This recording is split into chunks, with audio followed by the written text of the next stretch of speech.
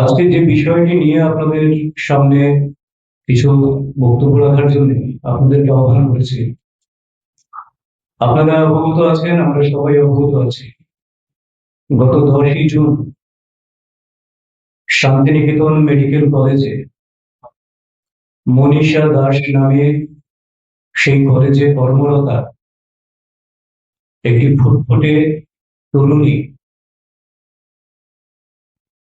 অকালে অস্বাভাবিক মৃত্যুর কোলে ঢলে পড়েছে।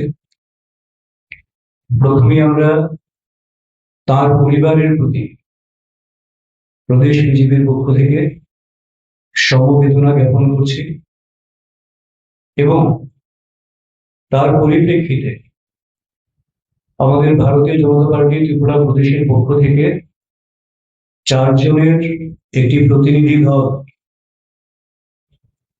প্রয়াতা মনীষা দাসের বাড়িতে যান এবং পরিবারের সঙ্গে কথাবার্তা বলেন। এই প্রতিনিধি দলে ছিলেন সিপাহীজলা জেলার মাননীয় সভাধিপতি সুপ্রিয়া দাস দত্ত মহোদয়া, ছিলেন কমলাসাগর কেন্দ্রের মাননীয় বিধায়িকা শ্রীমতী অন্তরা দেব সরকার মহোদয়া, ছিলেন আমাদের মহিলা মোর্চার প্রদেশ সভানেত্রী মিমি মজুমদার মহোদয়া এবং প্রদেশ সম্পাদক শ্রী তাপস মজুমদার মহোদয়। ওনাদের সঙ্গে দীর্ঘক্ষণ কথাবার্তা বলার পর ওনারা এসে বললেন যে এখন পর্যন্ত যে সমস্ত ব্যবস্থাটি গৃহীত হয়েছে ঘটনার পরিপ্রেক্ষিতে, তাতে ওই পরিবার সম্পূর্ণভাবে রাজ্যের মাননীয় মুখ্যমন্ত্রী অধ্যাপক ডক্টর মানিক সাহা এবং তার প্রশাসনের উপর আস্থা রাখছেন যে তার পূর্ণাঙ্গ তদন্তক্রমে সঠিক ঘটনা কি হয়েছিল সেটা বেরিয়ে আসবে। আর কোথাও যদি কারোর দ্বারা বা কেউ কোনোভাবে যদি এই ঘটনার সঙ্গে যুক্ত থাকে, যথাযোগ্য তার ব্যবস্থা হবে, কিন্তু সবটাই তদন্তাধীন। ইতিমধ্যেই পোস্টমর্টেম হয়েছে, পোস্টমর্টেমের পর ফরেন্সিক টেস্টের জন্য সেখানে পাঠানো হয়েছে। তো আমরা বিশ্বাস করি রাজ্যের মাননীয় মুখ্যমন্ত্রী প্রফেসর ডক্টর মানিক সাহা মহোদয় ঘটনার সঙ্গে সঙ্গে পুলিশ প্রশাসনকে সম্পূর্ণ দায়িত্ব দিয়েছেন নিরপেক্ষ তদন্তক্রমে এই ঘটনার পূর্ণ বিবরণ সামনে আনার জন্য।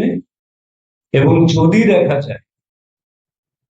দেখা যায় শান্তিনিকেতন কর্তৃপক্ষের কিংবা বাইরের কোনো না কোনোভাবে কেউ না কেউ যুক্ত আছেন, সেটাও যাতে পূর্ণাঙ্গ তদন্তক্রমে বেরিয়ে আসে, এবং যদি কেউ যুক্ত থাকে তাহলে কোনোভাবেই আইনের থেকে তাকে রেহাই দেওয়া হবে না।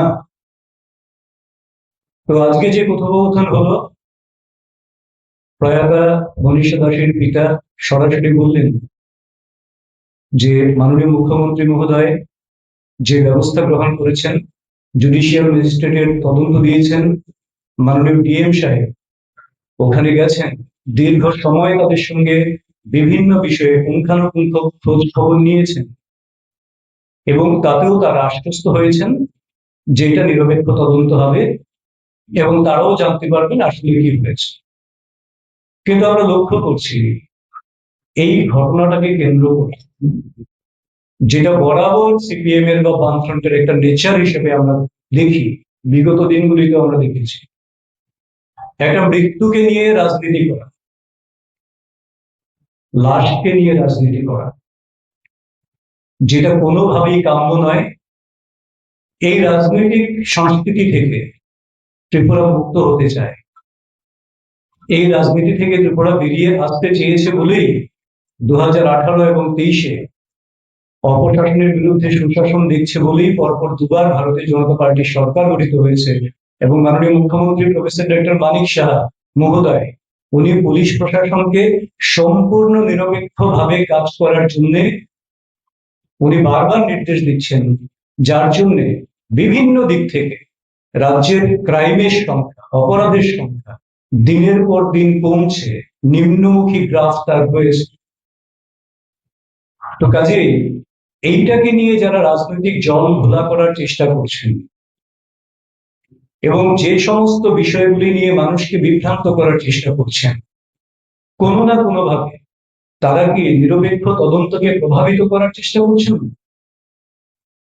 তদন্তের পর যা বেরিয়ে এলো তাতে যদি অসন্তুষ্টি থাকে, তাতে যদি কোনো প্রশ্ন থাকে, সেটা পরে করা যেতে পারে, কিন্তু তদন্ত চলাকালীন সময়ে নিজেদের মতন করে ঘটনাক্রমকে ব্যাখ্যা করা, নিজেদের মতন করে বিভ্রান্তি ছড়ানো, এবং আমাদের মনে হয়েছে মনে হওয়ার কোনো জায়গা নেই। যেটা হয়েছে তো হয়েছে, আর কি হয়েছে সেটা একমাত্র সম্পূর্ণ তদন্তের পরেই বেরোবে। কাজে এই ধরনের মাননীয় জিতেন চৌধুরী মহোদয়ের বক্তব্য আমরা শুনেছি, আমরা কংগ্রেসের প্রবক্তার বক্তব্য শুনেছি, আরো অন্যান্য বক্তব্য শুনেছি। আমাদের একটাই স্পষ্ট বক্তব্য যে নিরপেক্ষ তদন্তের জন্য সেখানে যারা যারা এই বিষয়ে ভূমিকা পালন করতে পারেন, সহায়ক হতে পারেন, তারা সেখানে সাহায্য করবে। মানুষকে বিভ্রান্ত করার চক্রান্ত থেকে এই ঘটনাকে কেন্দ্র করে, মর্মান্তিক ঘটনাকে কেন্দ্র করে রাজনীতির যে জট পাকানোর চেষ্টা হচ্ছে, সেটা সুস্থ রাজনীতির চিত্র না। এতে করে রাজনৈতিক অঙ্গনে সেই আগের যে কলুষিত ছায়া, সেটারই প্রতিফলন দেখা যায়।